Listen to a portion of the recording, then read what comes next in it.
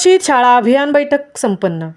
बदलापूर येथील घटनेनंतर शालेय विभाग सुरक्षिततेच्या बाबत ठोस अंमलबजावणीसाठी सक्रिय झाला असून तालुक्यात शासकीय आदेशानुसार सुरक्षित शाळा अभियानाबाबत रयत शिक्षण संस्थेच्या विद्यामंदिर पोलादपूर येथे सभेचे आयोजन करण्यात आले होते।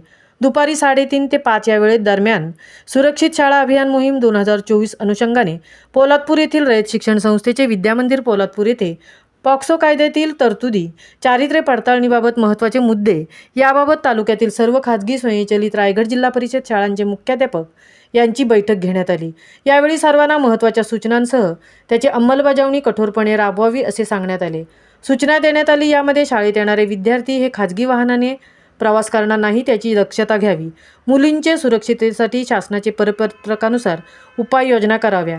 मुलींकडे महिला शिक्षक यांनी नियमितपणे त्यांना कोणी त्रास देते का, कोण तुमचा पाठलाग करतोय का याची विचारणा करावी। शाळेच्या आवारात सुरक्षिततेकरता CCTV कॅमेरे बसवावेत।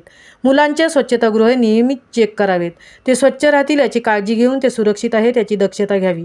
मुलांना घेऊन येणारे वाहन चालक यांची संपूर्ण माहिती घेणे, त्यांना मुलांचे सुरक्षाविषयक सूचना वेळोवेळी करणे, तसेच 1ली ते 4थीचे विद्यार्थी यांच्यासोबत मैत्रीपूर्ण प्रश्नोत्तरी स्वरूपात गप्पा मारून गुड टच बॅड टच अनोळखी व्यक्तीकडून चॉकलेट घेऊ नये, त्यांच्यासोबत कुठेही जाऊ नये, नेहमी आई वडील दादा ताई यांच्यासोबतच शाळेत यावे अशा सूचना दिल्या। सदर कार्यक्रमास तहसीलदार कपिल घोरपडे यांनी मार्गदर्शन केले।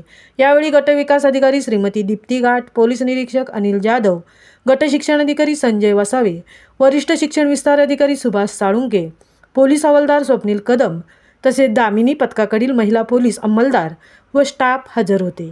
महामुंबईसह धनराज गोपाळ, पोलादपूर।